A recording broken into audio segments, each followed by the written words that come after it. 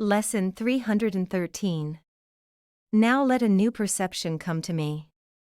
Hi there. Have you ever experienced that exhilarating moment when it seems you've grasped the true perception of reality, and all at once, everything clicks into place, making it crystal clear how to live a life brimming with love and ecstasy? Let's delve into Lesson 313 to see if it can guide us to such a realization. Now let a new perception come to me. Father, there is a vision which beholds all things as sinless, so that fear has gone, and where it was is love invited in. And love will come wherever it is asked. This vision is your gift.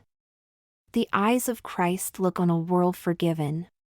In his sight are all its sins forgiven, for he sees no sin in anything he looks upon. Now let his true perception come to me, that I may waken from the dream of sin and look within upon my sinlessness, which you have kept completely undefiled upon the altar to your Holy Son, the self with which I would identify. Let us today behold each other in the sight of Christ. How beautiful we are! How holy and how loving! Brother, come and join with me today. We save the world when we have joined. For in our vision it becomes as holy as the light in us. In other words, as highlighted in many previous lessons, we must always make a choice between two worlds we might be seeing, the one before our physical eyes, interpreted by our ego with its projections, biases, and goals, and the one that the Holy Spirit shows us. In any given moment, we are faced with this choice, to see the world through the eyes of our ego or through the eyes of Christ. Today's lesson echoes this theme, inviting us to understand our choice in perception as a gateway to a vision that already exists. It isn't about us deciding to see things differently and thus beginning to see them differently. Rather, the vision exists independently. Our task is not to imagine something that is not there, but to unveil and embrace a vision that's waiting to be revealed to us. If we view the world through our ordinary mindset, we might only see our brother's guilt, what appears to be their sins, what they've done to us, and their seemingly harmful intentions. However, the vision gifted to us by our Father transcends all that, revealing a world that has been forgiven of all sin and sees all our brothers as innocent and pure. That is the true perception.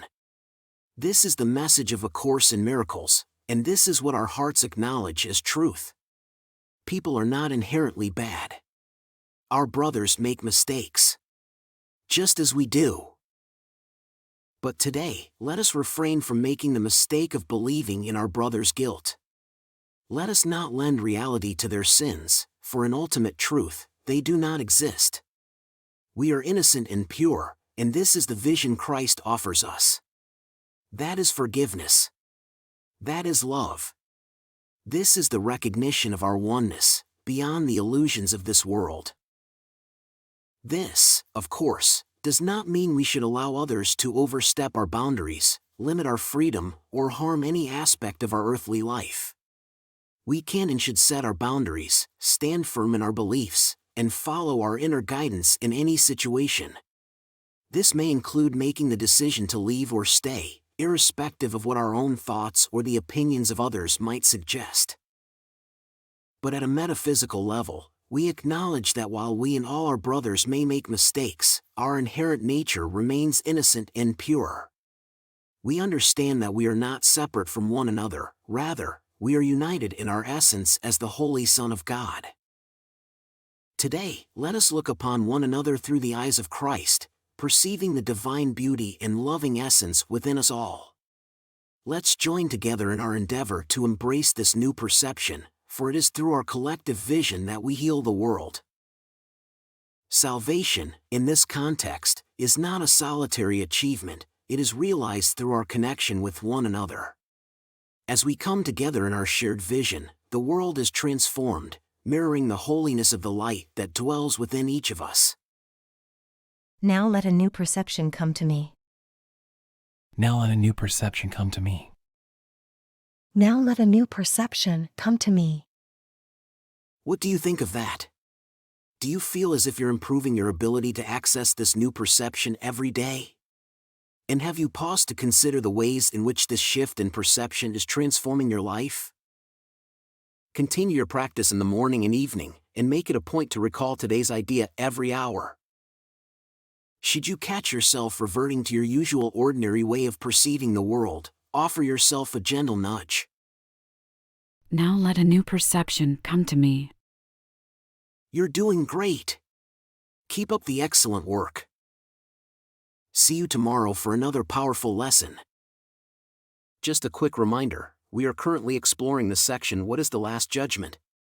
If you've missed the introduction to this section, you'll find the video link right on your screen in just a second.